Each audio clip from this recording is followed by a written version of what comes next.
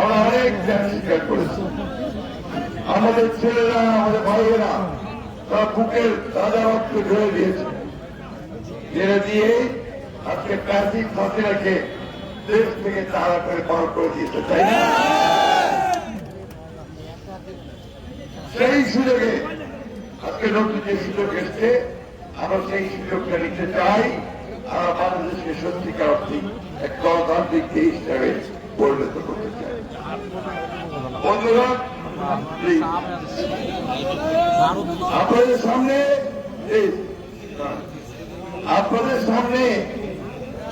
আপনাদের জনপ্রিয় নেতা, যার নেতা অতীতে অনেক লড়াই করেছেন, সংগ্রাম করেছেন, যার নেতৃত্বে আপনারা এই রানের মতো অন্তর্কে ঘাঁটি করে তুলে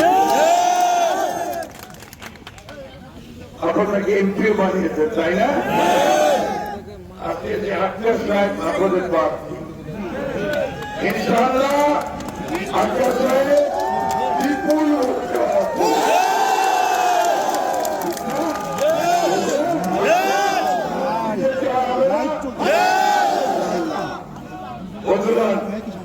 আমরা আমাদের ন্যায়ের পক্ষে আছি, অন্যায়কে দমন করবার পথে আছি, তাই না? এই নির্বাচনের মধ্যে দিয়ে আমরা বাংলাদেশে আবার প্রমাণ করতে চাই যে বাংলাদেশ একটা অসাম্প্রদায়িক দল। হিন্দু, মুসলমান, বৌদ্ধ, খ্রিস্টান আমরা সবাই একসাথে বাস করবো, কিন্তু চেষ্টা করে ধর্মের ভিত্তিতে ভবিষ্যতের প্রতি, আমাদের গণতন্ত্রের প্রতি সেই বাংলাদেশকে বিজয়ী করে আমরা আত্মার ভাইকে জয়যুক্ত করি।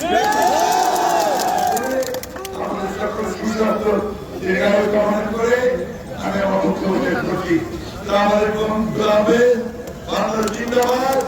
আমি এখন ধানের আত্মার ভাই সামনে করে দিচ্ছি।